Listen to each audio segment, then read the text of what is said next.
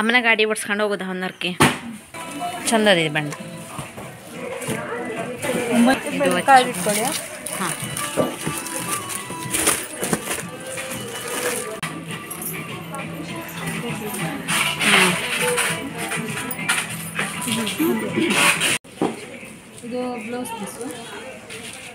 ಅದ್ರ ಇಲ್ಲಿ ಕಾಚಿನ ಬಳೆ ತಗೊಂಡೋಕೆ ಬಂದಿರೋ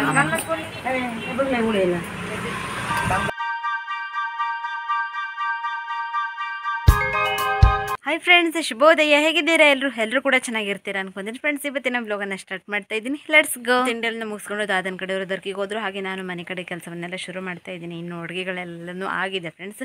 ಇನ್ನು ಸುಮಾರಷ್ಟು ಕೆಲಸಗಳೆಲ್ಲ ಇದ್ದಾವೆ. ಹಾಗಾಗಿ ಇವತ್ತು ಮೊದಲಿನ ಅಡುಗೆ ಕಾರ್ಯಕ್ರಮ ಎಲ್ಲ ಮುಗಿಸ್ಕೊಂಡಿದ್ದು. ಇನ್ನು ಬೇರೆ ಕೆಲಸಗಳನ್ನೆಲ್ಲ ಮಾಡೋದಕ್ಕೆ ಸುಲಭ ಆಗ್ತದೆ ನೋಡಿ. ಹಾಗೆ ಹೊರಗೆ ಕೆಲಸ ಮಾಡ್ತಾ ಇದ್ದರೆ ಆ ಕೆಲಸಗಳನ್ನ ಮುಗಿಸಿ ಒಳಗೆ ಬಂದು ಅಡುಗೆ ಮಾಡ್ಕೊಂಡು ಊಟ ಮಾಡೋ ಅಷ್ಟೊತ್ತಿಗೆ ಲೇಟಾಗಿಬಿಡ್ತದೆ. ಹಾಗಾಗಿ ಮೊದಲಿನ ಅಡುಗೆ ಎಲ್ಲ ಮುಗಿಸ್ಕೊಂಡಿದ್ದು. ಇನ್ನು ಒಂದು 10-15 ನಿಮಿಷ ಹೆಚ್ಚು ಕಡಿಮೆ ಆದ್ರೂ ಅಡ್ಡಿಲ್ಲ ಹೊರಗಡೆ ಕೆಲಸ ಮಾಡಿ ಪೂರೈಸೋದಕ್ಕೆ ನೋಡಿ, ಸುಲಭ ಆಗ್ತದೆ. ಹಾಗಾಗಿ ಈ ಥರ ಮಾಡಿದ್ದು ಇವತ್ತು. ಹಾಗೆ ಫ್ರೆಂಡ್ಸ್, ಮತ್ತು ಇವತ್ತು ಭಯಂಕರ ಕೆಲಸಗಳೆಲ್ಲನೂ ಇದ್ದಾವೆ. ಹಾಗೆ ಫ್ರೆಂಡ್ಸ್, ಇವತ್ತಿನ ಬ್ಲಾಗ್ ಕೂಡ ಸ್ಟಾರ್ಟ್ ಮಾಡೋಣ. ಮತ್ತು ಇವತ್ತಿನ ಬ್ಲಾಗಲ್ಲಿ ಏನೆಲ್ಲ ವಿಶೇಷ ಇದೆ ಅಂತ ನೀವು ಕೊನೆವರೆಗೂ ನೋಡಬೇಕು. ಹಾಗಿದ್ರೆ ಇವತ್ತಿನ ಬ್ಲಾಗನ್ನು ಸ್ಟಾರ್ಟ್ ಮಾಡೋಣ. Let's go.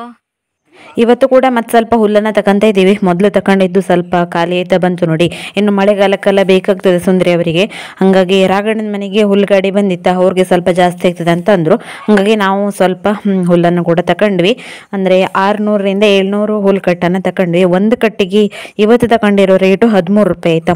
ಅವತ್ತು ನಾವು ತಗೊಂಡಿದ್ದು 10 ರೂಪಾಯಲ್ಲಿ ತಗೊಂಡಿದ್ವಿ. ಇವತ್ತು ತಗೊಂಡಿರೋದು 3 ರೂಪಾಯಿ ಜಾಸ್ತಿ ಆಗಿಬಿಟ್ಟಿದೆ ನೋಡಿ. ಹೆಂಗೆ ಅಲ್ವಾ ಫ್ರೆಂಡ್ಸ್. ಮತ್ತು ಹುಲ್ಲು ಕೂಡ ಚೆನ್ನಾಗಿದೆ ನೋಡಿ. ಈ ಥರ ಪರಿಸ್ಥಿತಿ. ಹಾಯ್ ಫ್ರೆಂಡ್ಸ್, ಇವಾಗ 4 ಗಂಟೆಗೆ ಬಂತು. ಹಾಗೆ ನಾನು ಮತ್ತು ಅಮ್ಮ ಹೊನ್ನಾವರ ಹೋಗಿ ಬರುವ ಹೇಳಿ ತಯಾರಾಗಿದ್ದೀವಿ. ಅಂದರೆ ಸುಮಾರು ದಿನ ಆಯಿತು ಹೊನ್ನಾವರಕ್ಕೆ ಹೋಗಿದೆ. ಹಾಗೆ ಸಣ್ಣ ಪುಟ್ಟ ಸಾಮಾನುಗಳೆಲ್ಲನೂ ಖಾಲಿಯಾಗಿದೆಯಾ, ಹಾಗಾಗಿ ಇವಾಗ ಹೋಗ್ತಾ ಇರುವ ಅಂತ ತಯಾರಾಗಿದ್ದೀವಿ. ಮಧ್ಯಾಹ್ನ ನಂತರನೇ, ಯಾಕೆಂದರೆ ಬೆಳಗ್ಗೆಯಿಂದ ಕೆಲಸಗಳಿತ್ತು ನೋಡಿ. ಹಾಗಾಗಿ ಓದೋದಕ್ಕೆ ಆಗಿರಲಿಲ್ಲ. ಈಗ ತಯಾರಾಗಿ ಹೋಗ್ತಾ ಇದ್ದೀವಿ.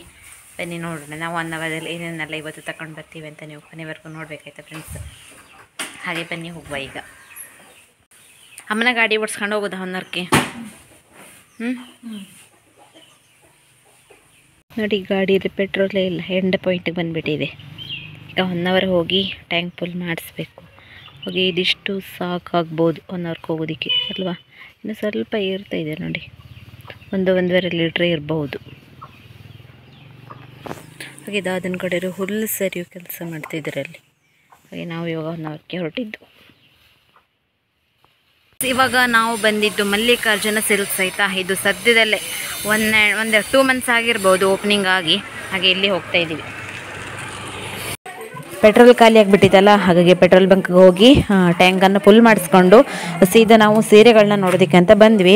ಈಗ ನಮ್ಮ ದೇವಸ್ಥಾನದಲ್ಲಿ ಫಂಕ್ಷನ್ ಬಂತು, ಅದಕ್ಕೆ ಅಮ್ಮನಿಗೆ ಒಂದು ಸೀರೆ ಬೇಕಂತ. ಆಮೇಲೆ ನಮ್ಮ ರಿಲೇಟಿವ್ಸಲ್ಲಿ ಇನ್ನೊಂದು ಮದುವೆ ಕೂಡ ಬಂತು, ಅದಕ್ಕೂ ಕೂಡ ಸೀರೆ ಬೇಕು ಅಂತ ಹೇಳ್ತಾ ಇದ್ರು. ಹಾಗಾಗಿ ಅಮ್ಮನಿಗೆ ಸೀರೆಯನ್ನು ನೋಡೋದಕ್ಕೆ ಬಂದಿದ್ದು. ಇವಾಗ ತುಂಬ ಕಲೆಕ್ಷನ್ಸನ್ನು ನೋಡಿದ್ದೀವಿ. ಹಾಗೆ ನೀವು ಕೊನೆಯವರೆಗೂ ಸ್ಕಿಪ್ ಮಾಡ್ದಂಗೆ ನೋಡಿ.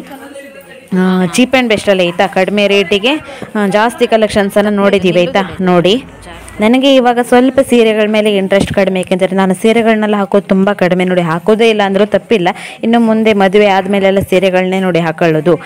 ಹಾಗಾಗಿ ಸೀರೆಗಳ ಮೇಲೆ ನಾವು ಅಷ್ಟೊಂದು ಇಂಟ್ರೆಸ್ಟನ್ನು ತೋರಿಸೋದಿಲ್ಲ. ಆದರೆ ನೋಡೋದು ತುಂಬ ಇಷ್ಟ. ಮತ್ತು ಯಾರಿಗಾದರೂ ಚಾಯ್ಸ್ ಮಾಡ್ಕೊಡೋದಂದ್ರೆಲ್ಲ ತುಂಬಾ ಇಷ್ಟ ನನಗೆ. ಹಾಗೆ ಫ್ರೆಂಡ್ಸ್, ಇನ್ನೂ ಏನಂತಂದರೆ ಇವಾಗಿನ ಪರಿಸ್ಥಿತಿಗೆ ನಾನು ಜಾಸ್ತಿ ಕುರ್ತಾಸ್ಗಳನ್ನೇ ಹಾಕೋದ್ರಿಂದ ಕುರ್ತಾಸ್ಗಳ ಮೇಲೇ ಇಂಟ್ರೆಸ್ಟ್ ಜಾಸ್ತಿ ಇರುತ್ತೆ. ಯಾವುದು ಟ್ರೆಂಡಿಂಗಲ್ಲಿ ಇರೋದು ಡಿಸೈನ್ಸ್ ಆ ಥರದನ್ನು ನೋಡೋದು ತುಂಬ ಇಷ್ಟಪಡ್ತೀನಿ. ಕಾಟನ್ ಸೀರೆ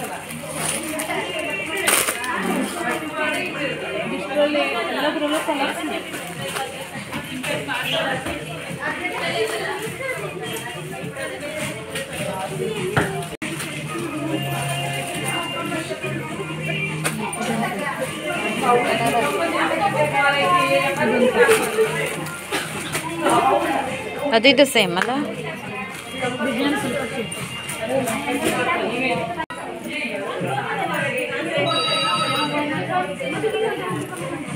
ಹಾಂ ಹಾಂ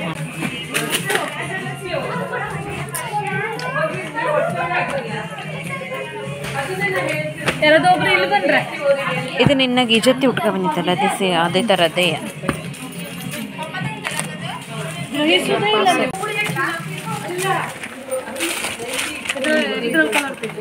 ಇದು ಅಷ್ಟು ಮೆತ್ತಗೆ ಇಲ್ಲ.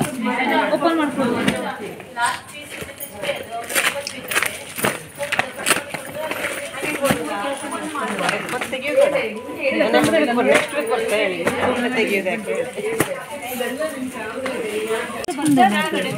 ಚಂದ ಇಲ್ವಾ? ದೂರಿಂದ ಚಂದ ಕಂಡಾಗೈತೆ. ಕಲರ್ಸ್ ಇದೆ.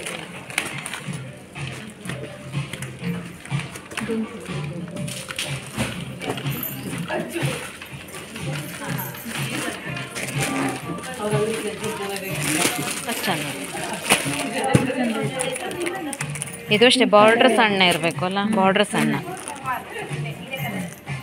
ಈ ಬಣ್ಣ ಚಂದ ಹಿಂಗೆ ಕಾಣ್ತದೆ, ಈ ಬಣ್ಣ ಚಂದ ಕಾಣ್ತದೆ. ಇದರಲ್ಲೇ ಕಲರ್ ನೋಡಿ. ಯಾವುದೇ ಅದೇ ಕಲರಲ್ಲ, ಅದು ಹಸಿರು, ಅದೇ ಕಲರಲ್ಲ, ಅದೇ ಬೇರೆ ಕಲರ್. ಇದು ನೋಡಿ ಈ ಬಣ್ಣ ಬೇಕಾ? ಚಂದದ ಈ ಬಣ್ಣ, ಅಚ್ಚು ಬಣ್ಣ ನೋಡಿ. ಇದರಲ್ಲಿ ಕಲರ್,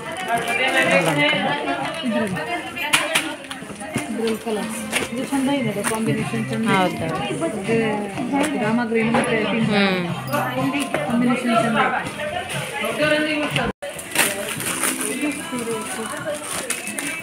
ಚಂದದ ಈ ಬಣ್ಣ. 950 ಆಗ್ತದೆ, ಡಿಸ್ಕೌಂಟ್ ಆಗಿ 1100 ಆಗಿತ್ತು, ಡಿಸ್ಕೌಂಟ್ ಆಗಿ 950 ಆಗ್ತದೆ. ಹಾಂ,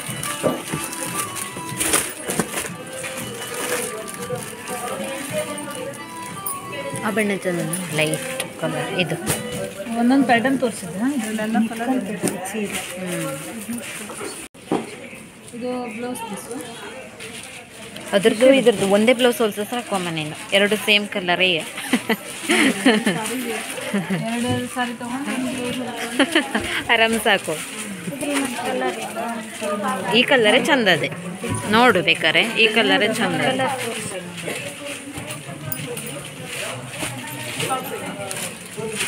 ಯಾವುದು ಪ್ರೈಸ್ ಇಲ್ಲ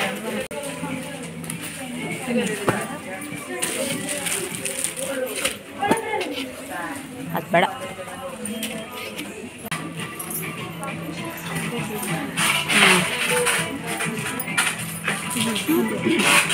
ಗ್ರೀನ್ ಬ್ಲೌಸ್ ಬಂದಿದೆ.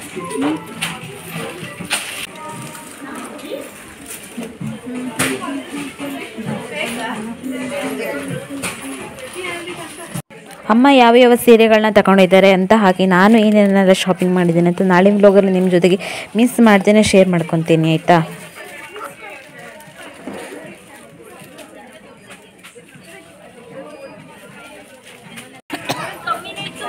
ಇದು ನೋಡಿ ಡೈಲಿ ಯೂಸ್ ಪೈಜಾಮ, ಆಯಿತಾ? ಮನೆ ಕಡೆ ಚಲೋ ಆಯ್ತದೆ ಅಂತ ನೋಡಿ 250 ಡಿಸ್ಕೌಂಟಾಗಿ. ಅದು ಅಷ್ಟೇ, ಅದು ಅಷ್ಟು ಕ್ವಾಲಿಟಿ ಚೆನ್ನಾಗಿಲ್ಲ, ಇದು ಕ್ವಾಲಿಟಿ ಅಡ್ಡಿಲ್ಲ. ಅದಾದ ನಂತರ ಮನೆ ಕಡೆ ಎಲ್ಲ ಓಡಾಡೋದಕ್ಕೂ ಕೂಡ ಚಪ್ಪಲಿ ಕೂಡ ಬೇಕಾಗಿತ್ತು, ಹಾಗಾಗಿ ಚಪ್ಪಲಿ ಅಂಗಡಿಯಲ್ಲಿ ಚಪ್ಪಲಿಯನ್ನು ಕೂಡ ಶಾಪ್ ಮಾಡಿದ್ವಿ. ಬಳೆ ತಗೊಂಡೋಕೆ ಬಂದಿರೋ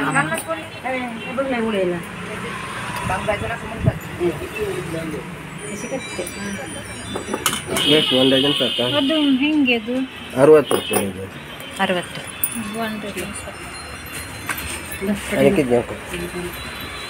ಅದು ಕೆಂಪು ಬೆಳಿಬೇಕು.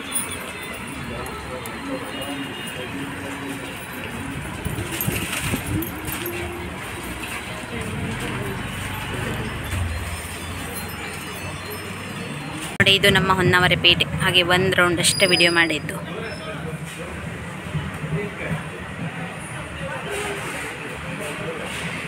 ಕಲ್ಲಂಗಡಿ ಹಣ್ಣನ್ನು ತಗೊಳ್ಳೋಕೆ ಬಂದ್ವಿ. ಕೆಜಿಗೆ 25 ಅಂತೆ. ಎಂತಂದ್ರೆ ನಾಳೆ ನಾಡ್ದು ಹೀಗೆ.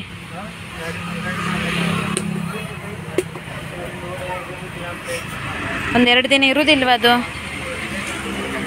ಇರ್ತದಲ್ಲ.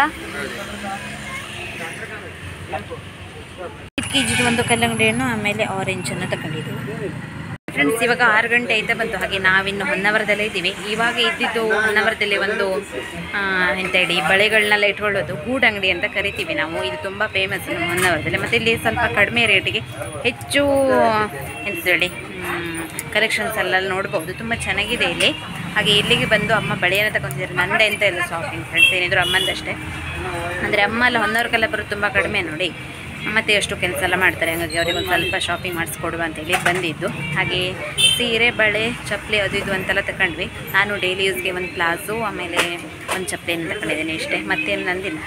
ಹಾಗೆ ಫ್ರೆಂಡ್ಸ್ ಇಷ್ಟೇ. ಮತ್ತು ಇವತ್ತಿನ ಬ್ಲಾಗ್ ಕೂಡ ನಿಮಗೆ ತುಂಬ ಖುಷಿ ಕೊಟ್ಟಿರುತ್ತೆ ಅನ್ಕೊತೀನಿ. ಇಷ್ಟು ಹೋಗ್ತಾರೆ ಎಲ್ಲರೂ ಕೂಡ like, share, comment and subscribe ಮಾಡಿ ಸಪೋರ್ಟ್ ಮಾಡಿ. ಇನ್ನು ನಮಗೆ ಮನೆಗೆ ಹೋಗೋದಕ್ಕೆ ಇನ್ನೂ ಸ್ವಲ್ಪ ಹೊತ್ತಾಗುತ್ತೆ, ಸಂಜೆ ಒಂದು 7:30 ಆಗ್ಬೋದು ಮನೆಗೆ ಹೋಗಿ ತಲುಪೋದಕ್ಕೆ ಫ್ರೆಂಡ್ಸ್. ಹಾಗೆ ಮತ್ತು ಇವತ್ತಿನ ಬ್ಲಾಗ್ ಇಷ್ಟವಾಗ್ತಿದೆ, ಎಲ್ಲರೂ ಕೂಡ ಸಪೋರ್ಟ್ ಮಾಡೋದನ್ನು ಮರಿಬೇಡಿ. ಇನ್ನು ನಾಳೆ ಬ್ಲಾಗಲ್ಲಿ ಸಿಗ್ತೀನಿ. ಅಲ್ಲಿವರೆಗೂ ಜೈ ಶ್ರೀರಾಮ್.